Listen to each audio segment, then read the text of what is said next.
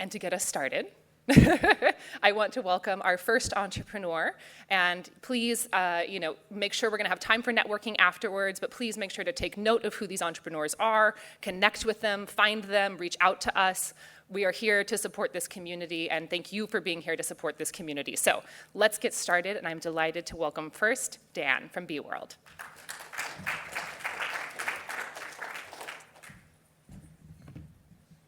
Good morning, everybody. I just want to start off expressing my gratitude to Sarah, Julia, and Anthony for the opportunity to be part of the Entrepreneurship for Positive Impact team, and as well as the SOCAP Fellowship going forward. This came fast and furious, and it was an opportunity that we couldn't pass up. I'm not Julia, but I am Dan Lammot. I'm a surf bum at heart, an ocean advocate, and I'm coming here to join you in San Francisco from Puerto Rico. And I'm here today to talk about storytelling and about investing in the most precious asset that we believe we all have to try to bring about a positive impact in the world. So to demonstrate that, I want to introduce you to a friend of mine. This is Cesar Ostalaza. He is the head of the Impact Measurement Unit at an organization called INE, or Instituto Nueva Escuela in Puerto Rico. INE focuses exclusively on bringing Montessori education to the public school environment across a network of over 60 schools, and they've been doing this for the better part of 15 years or so. And in very short form, the educational outcomes and the lifetime outcomes of the students that take part in these schools are beyond any measure. Cesar, when he came to us a couple of years ago, used this thing on the right-hand side of the screen. Does anybody know what that is to do impact measurement? Does anybody use that kind of thing today? Well, this is what we call impact measurement done wrong, right? This doesn't tell a story, it doesn't demonstrate context, and it doesn't do the thing that we need impact measurement to do, which is to demonstrate how deeply personal impact is in our lives. So if we fast forward to today, this is what INE does with our application b.world. They first are able to come into the application and leverage the power of AI to auto-generate draft impact projects, including designing visual results framework like you see on the lower left. Then as they implement the projects, they can leverage AI to improve data equity, to summarize the results and align their indicators with the global standards like Sustainable Development Goals, IRIS+, and many others. And they can also then take all of that project-related context where the real rich learning lives and incorporate that into SDG-aligned impact stories, as well as other stories that focus on milestones they've achieved, challenges they've faced, and translate that knowledge into the localized context or the specific language that their donors, supporters, and funders actually understand, making that information accessible to all folks. But Cesar is just one of about 300 million people, like all of you and like me and our team, that are powering the impact revolution. We need solutions that scale to the size of the challenges that we face. And we need to be able to democratize the world's knowledge about what works. And so we're here at SOCAP representing b.world to partner with you and the rest of the impact ecosystem to tell 1 billion stories by 2030 about positive social impact. If you'd like to join us in this journey, there's a QR code. You can get started and be up and running this afternoon, and you can leave those spreadsheets behind. So look forward to meeting hopefully many of you, and thank you to some friends in the audience today for sharing this time with us. I'll turn it over to our next entrepreneur.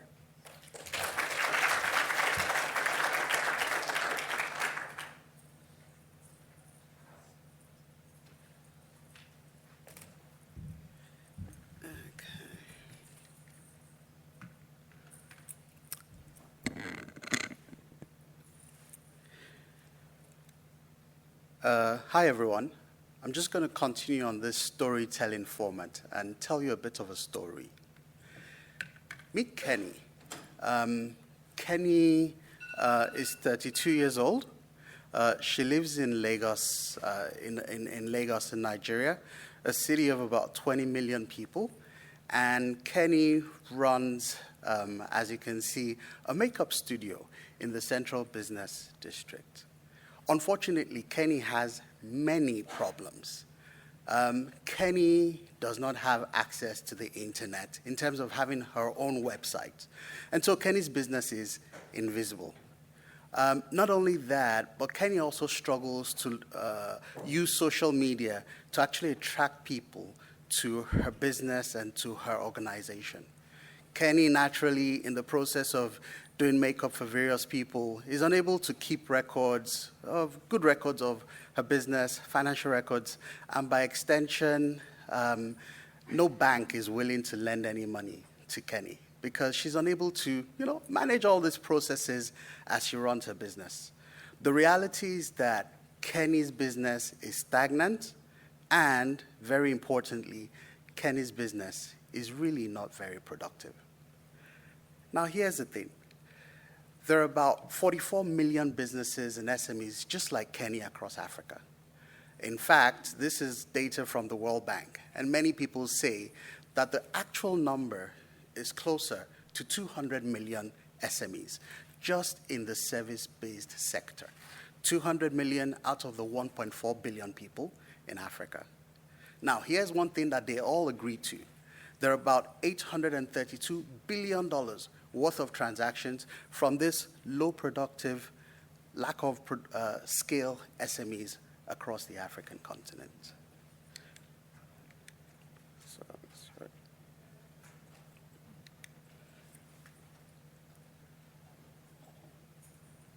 Okay, wrong button there. So how can SMEs and the Kennys across Africa actually thrive? Well, as you can see, there are three things that they need. First of all, entrepreneurship training and capacity building, market access and technology adoption, as well as policies and infrastructure from governments and other players in the market. And so I'd like to introduce you to GFA Technologies. We're a software company that continues to develop solutions for SMEs across Africa and, of course, across other emerging markets. Let me tell you a little bit about what we've done for businesses just like Kenny. So first of all, we started off with training. We built a learning management solution from scratch, and that LMS this year alone has powered 500,000 people in terms of training on business capacity and development. 85% of those people have gone on to adopt technologies in different formats, everything from using social media to acquire customers and things like that.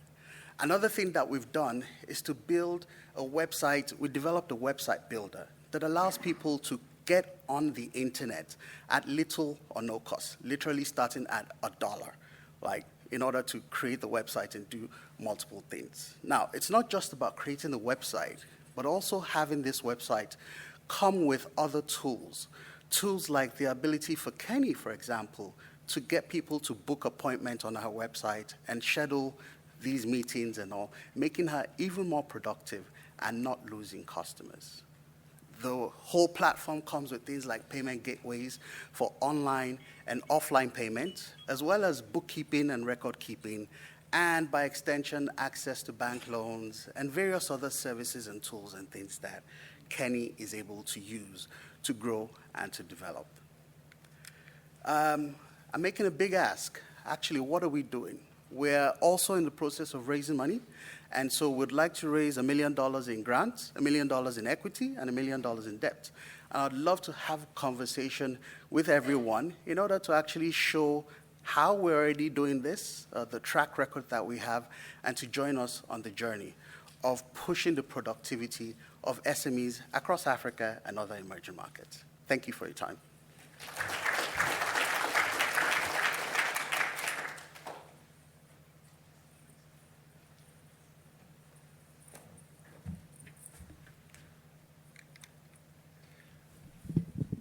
I'm going to try and change it up and use this one if it works. Does it work? It's nice to see all of you, and actually, it's a big honor. Thank you, Microsoft, for hosting all of us and to be here at SOCAP. I've been to SOCAP once before when we were starting Golden, and it was in a much smaller venue in the marina. So seeing the community here over the last day or two has been really special for me. And while we're all telling stories, I'll share that when I was 15, I thought that I lost my entire immediate family in the 9/11 attacks. And I learned a few days later that they'd gone standby, and very fortunate for me, I still had my family. But the whole experience was super disorienting. And I came away with it just hypersensitive to people around me going about their daily lives and being detached from their sense of self, their sense of purpose, their place in the world around them. And my life's focus from that point forward has been helping anyone of any background live in their golden moments through acts of service in all their forms, and helping organizations at any size, in any sector, anywhere in the world to have a real-time understanding of their progress toward their missions and the right tools to be able to accomplish those missions to their fullest ability. So at Golden, we help anyone live in these golden moments, whatever they are, and any organization deliver them repeatedly through really intelligent programming. How many people in the audience think that the world is in crisis right now? A few. I think it might be, but the reason why might be a little different than the reason you have in mind. To me, if you read Giving Tuesday's Look Back reports or the Generosity Commission's reports, you'll see that every year since 2012 has been the worst year for rates of giving in the US and in many countries abroad as well. And that is despite very widespread understanding of quality of life issues that affect the world around us. And it is despite plenty of technology tools being available to help raise money. And it's because we've found a way to distance the individual from the work around them and the world's needs around them. So we've begun to work on some of this, which I'll share. And we do it by really focusing on who the individual is and helping them find a way to become involved in the world around them. And we start by putting anyone in their golden moments through acts of service. Without asking them for donations, we figure out who they are, we remove all of the friction in finding and participating and volunteering in all its forms. We created the category-defining app for this. It's the most popular app in the world for volunteering.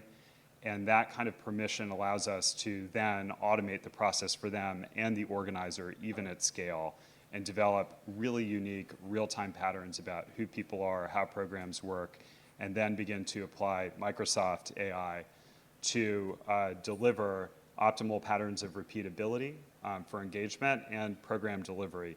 And in fact, volunteers donate 10 times more than people who don't volunteer because of their exposure and their understanding to the programs around them.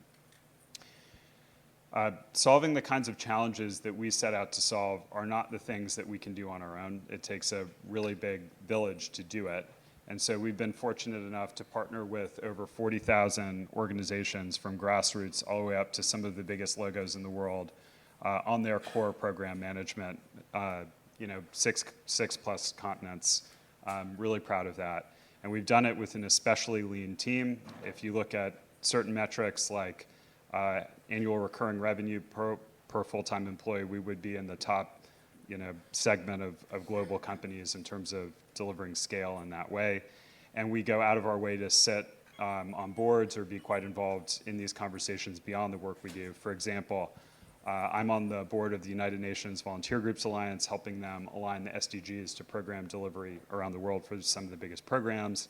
We're collaborating with Microsoft, the Human-Centered AI Lab at Stanford, University College London, and others on AI models for delivering collective impact more quickly, et cetera. But it's our greatest honor to share this work with some of the logos up here. And some of this work has helped us become the most award-winning software of this kind in the world. That's a huge honor, but obviously there's a lot more work to be done than just this. We are raising an equity round, although we're fortunate enough that we have more than enough interest to close that round. However, if you're strategic, I'd love to talk to you. Just please come see me. Some background. This year, we have visibility to easily double our ARR and hopefully triple our overall revenue while having 94% gross revenue retention, which I'm quite proud of as a team. Anyway, thank you all, and on to the next.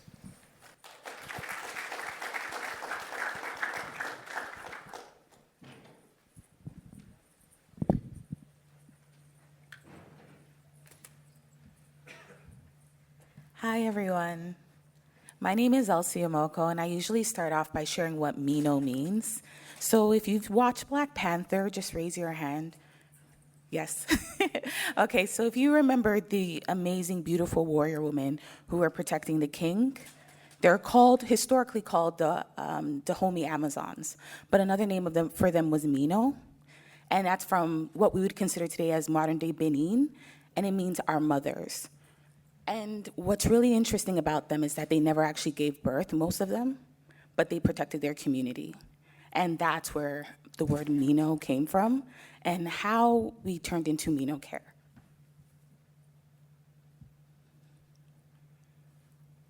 So throughout the world, globally specifically, I think many of us who are in the healthcare space are aware of the disparities in reproductive and maternal health.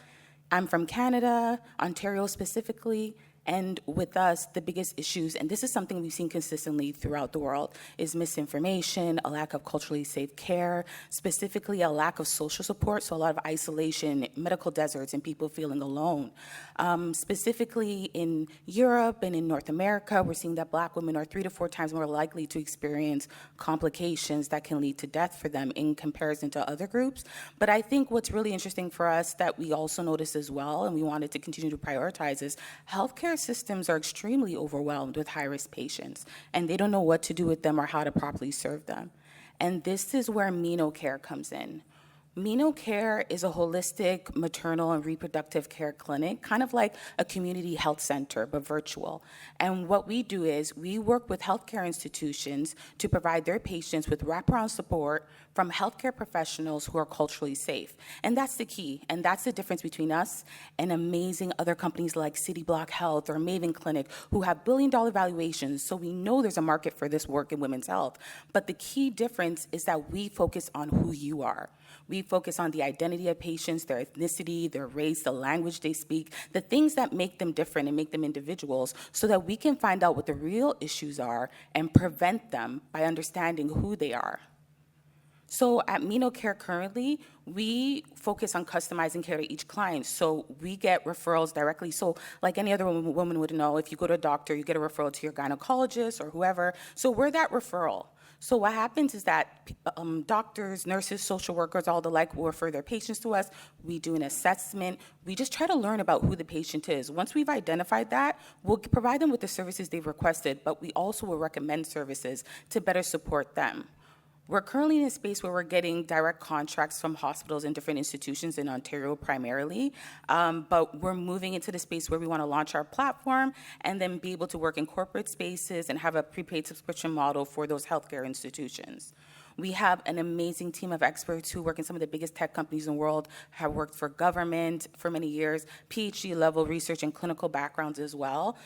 This year alone, we have gotten contracts of over $300K, and we've served over 2,000 patients from 20 plus different healthcare institutions based in Ontario alone. We are growing very quickly. And we are moving into this space where we recognize that we've done the accelerators, we've done the Google startups. I'm an Ashoka fellow as well. Done the Microsoft, done all the great different things that you do as a typical startup. But we're now in the space where we realize this is a global issue that we can solve. We are in a really amazing place where we can support people anywhere in the world and really be that difference between life and death, which is what we do every single day. So again, thank you. If you'd like to reach out, there's our email and our information. And if you have, or if you want to do the work that we're doing and work with us, and you believe in it, I'd love to speak to you. Thank you.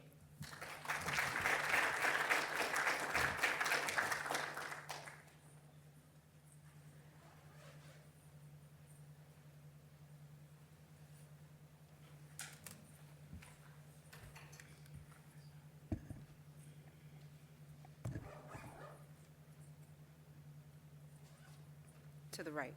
Okay. Good afternoon, everyone, or good morning, I should say. And I also want to thank Microsoft for allowing us to participate in the entrepreneurship program. My name is Aixa Elgazwe, and I'm the founder of Runwei.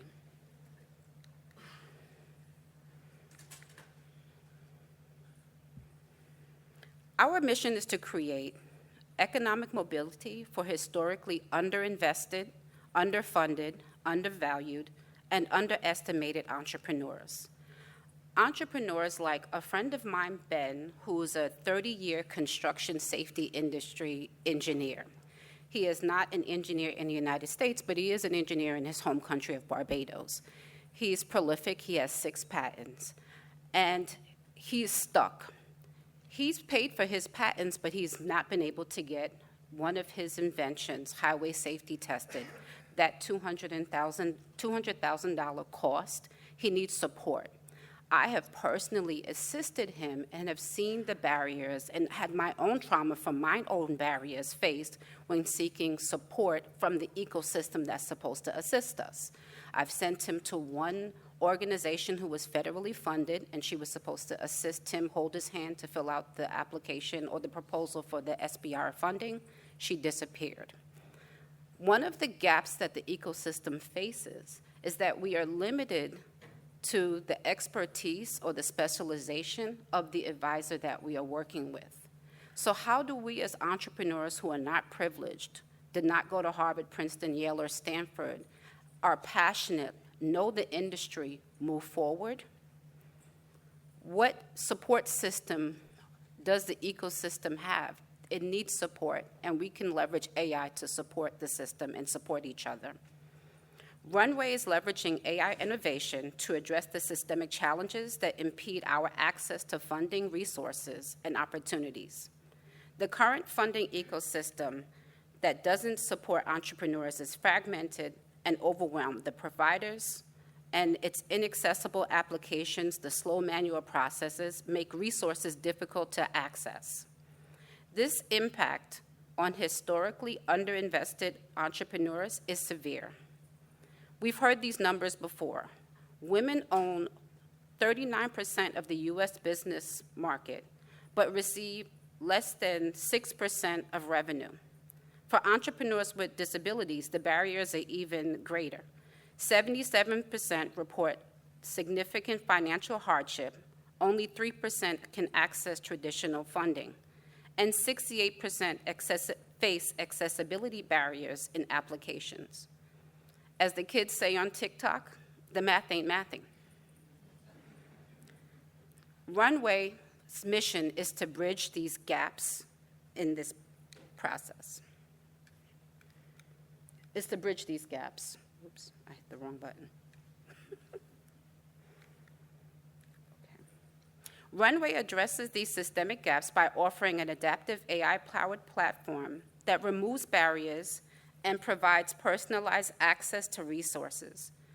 Our AI-driven opportunity matching connects entrepreneurs with tailored funding and supports options, and our conventional AI delivers real-time accessible guidance. We're also tackling accessibility issues head-on by designing a streamlined, inclusive application system that reduces friction. Currently, we're supporting almost 1,000 beta users and addressing our waitlist of 40,000. Our impact measures aim to drive both individual and systemic change. We track reach, resource access, and economic mobility indicators like income growth and business sustainability. By scaling our platform to serve 1 million entrepreneurs, we're fostering large-scale change aligned with the Sustainable Development Goals, including gender equality, decent work, and reduced inequalities. Runwei doesn't just address individual needs. It catalyzes systems change by building an accessible, inclusive ecosystem for all. To fully realize this impact, we're seeking $500,000 in non-dilutive funding through grants and sponsorships. This will assist us to improve our beta and expand our infrastructure. Additionally, we're seeking $3 million in equity investment to drive innovation, geographic expansion, and growth. With Microsoft and SOCAP's support, the ecosystem, the community, Runwei can transform the ecosystem to create meaningful, accessible pathways for historically underfunded entrepreneurs, helping them to achieve economic mobility. Please go to beta.runway.io to join our beta and assist us in moving our community forward.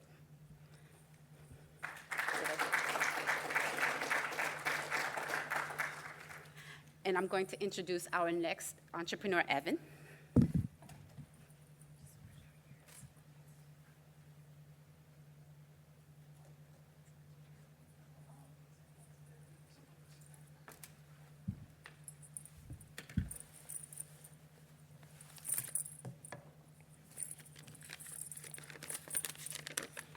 Super. Hello, everyone. Thank you for being here and listening to all of us speak. Well, I want to kick off this presentation really quickly with a question. How many times does everyone here stand by the bin and wonder whether something's recyclable or not? Yeah? Just for the record, when you're walking around over this conference, this goes in the black bin, this goes in the compost bin.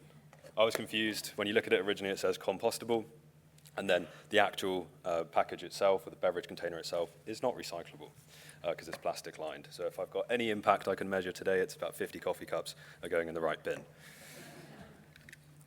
So it's no wonder that we're confused, right? There's so many different packaging types on the market, and statistically, 8 out of 10 of us recycle incorrectly. This contributes to 80% of all recyclable waste going to landfill or being burned. This represents $50 billion worth of material every year, which is expected to almost triple by 2050. But my question to you is, why is the onus on you and I to put things in the right bin in the first place? What if we lived in a world where we optimize for zero waste at the start of its journey, where businesses treat waste more as a commodity rather than an afterthought?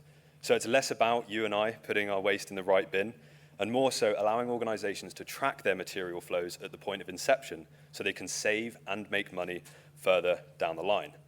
In the industry, this is called downstream, and where Scrapp is focusing, it's on the upstream.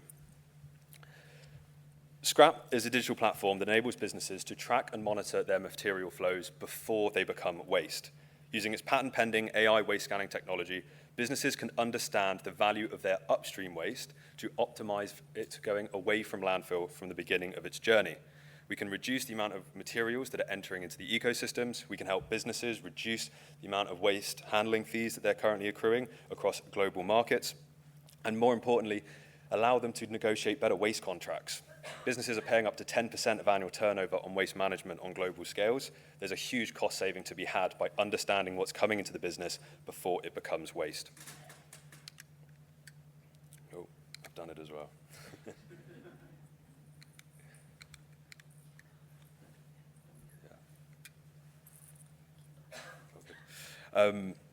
So how do we do that? The answer's on the next slide. But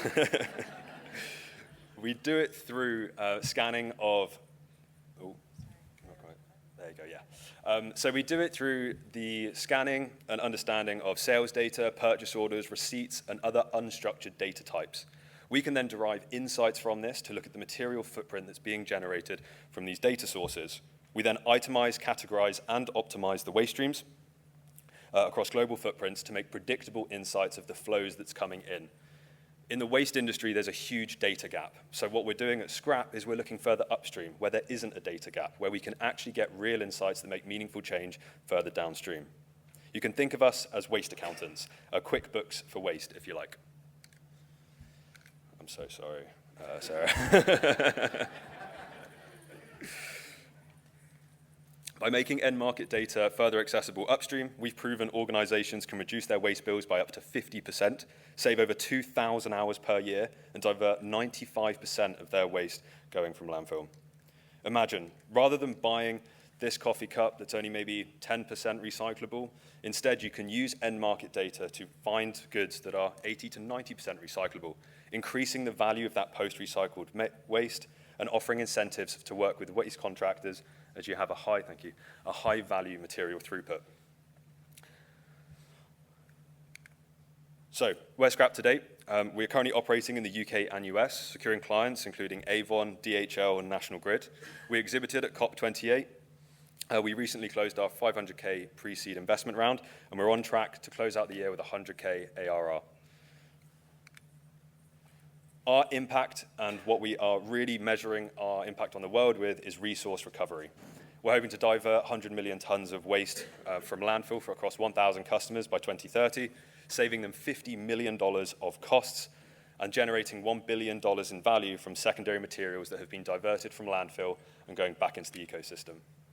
So if you're a seed stage investor, I would love to have a conversation with you. We're going to be looking at raising from the next year. I really am looking to connect with individuals that are empowered by the vision of a world without waste. Thank you for listening.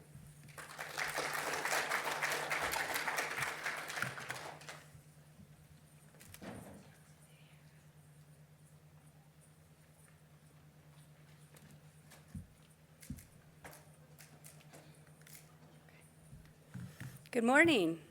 My name is Sheri Chaney Jones. I'm a serial social entrepreneur who has devoted my whole career helping government, nonprofit, foundations, social entrepreneurs track, measure, and communicate their unique social impact so they can solve some of the world's most meaningful problems. After a 10-year career in government, when I helped a state long-term care aging program save the state of Ohio nearly $250 million a year by leveraging impact measurement data, I left that lucrative government job and started my first company, Measurement Resources Company, to help as many nonprofit, foundation, and governments as possible use data to solve complex social problems. Around 2016, my customers were coming to me and saying, Sheri, we absolutely love the insights your firm's providing. What technology should we be using so we can have these insights at our fingertips? After extensive market research, what I learned was the product that we wanted to recommend to our customers didn't exist. So in 2018, we launched SureImpact, an innovative SaaS platform that allows nonprofits to track, measure, and communicate, making it very easy and simple. We take out the hard. So before SureImpact, we were noticing there was an increasing shift in the way funding decisions were being made. Impact investors, foundations, government, donors were looking for nonprofits to measure their impact, to communicate their impact. Just like investors and angels want to see the social return, the return of their investment, foundations and nonprofit donors wanted to see the social return on their investment. However, the technology had not been keeping up, which meant that less than 25% of nonprofit organizations even had impact or outcomes data to better tell their story, to get those coveted grants. And the technology that was on the market, as Dan already alluded to, is not working for them. It's not helping them get to those insights faster. But now we have SureImpact. SureImpact is an innovative client management system that thinks like a collective impact engine. We combine three different things. We combined client management, so the nonprofit is building impact measurement into their everyday workflow. However, we're analyzing all that data in real time, which gives nonprofit leaders, executive directors, grant writers, and fundraising teams the insights they need to make better decisions. We also have a seamless data share, eliminating the old reporting structure from funders and foundations. So foundations have real-time insights into how their grants, their investments are moving SDG goals. Since launching SureImpact to the market in 2020, we now have over 400 organizations using our platform to track and measure their impact. We are currently raising a $1 million round and looking for a lead investor to help us scale beyond founder-led sales and leverage our partnership with Microsoft and their major distributor, Pax 8. If you are an innovative impact investor who would like to scale the nonprofit capacity to have impact data at their fingertips, I would invite for you to connect. SureImpact has an unfair advantage due to our access to our ideal customers and our deep subject matter expertise. SureImpact is an emerging innovative technology that provides the oxygen our market needs right now, and we're built specifically to the sector by a team who's been working in the sector every day for over 20 years. Thank you very much for your time, and I hope to connect soon.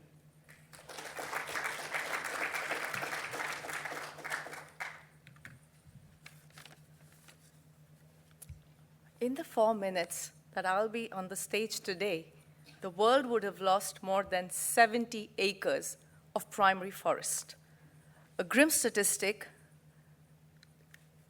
that both provoked and inspired the creation of the Sacred Groves.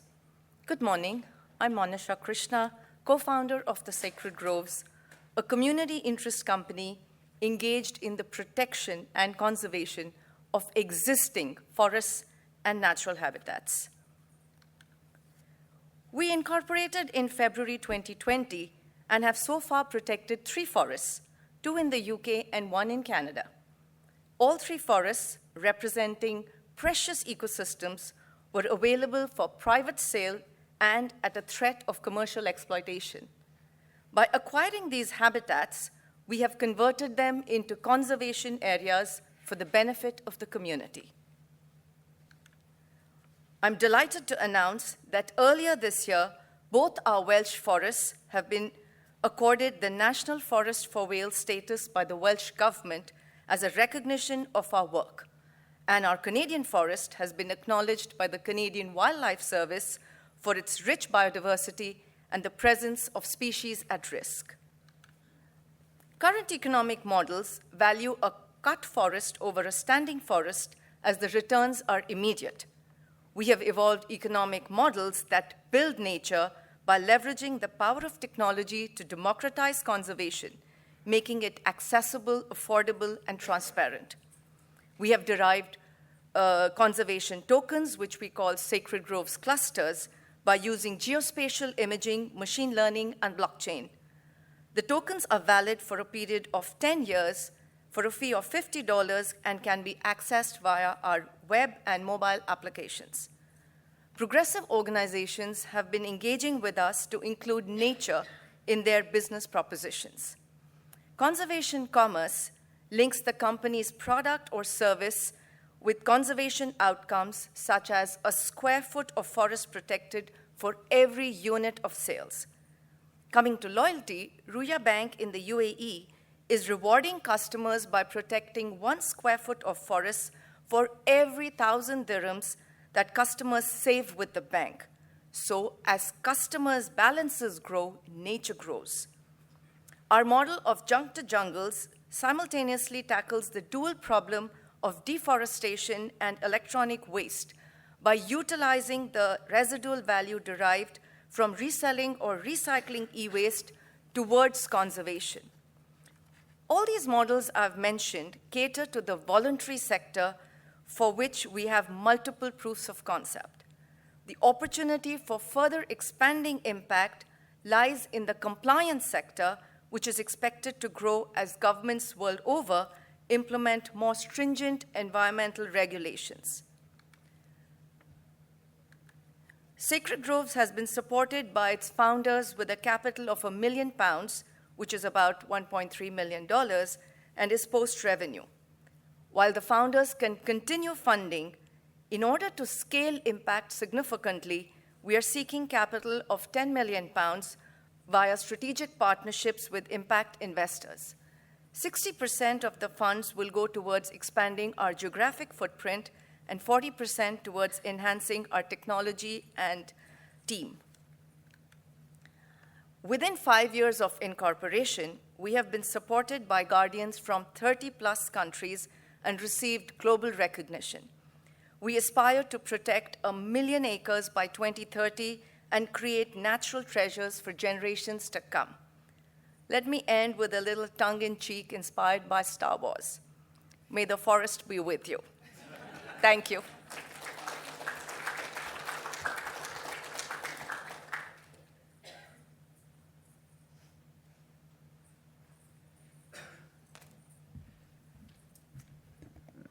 Thank you, everyone. Please, let's give another round of applause for our amazing entrepreneurs.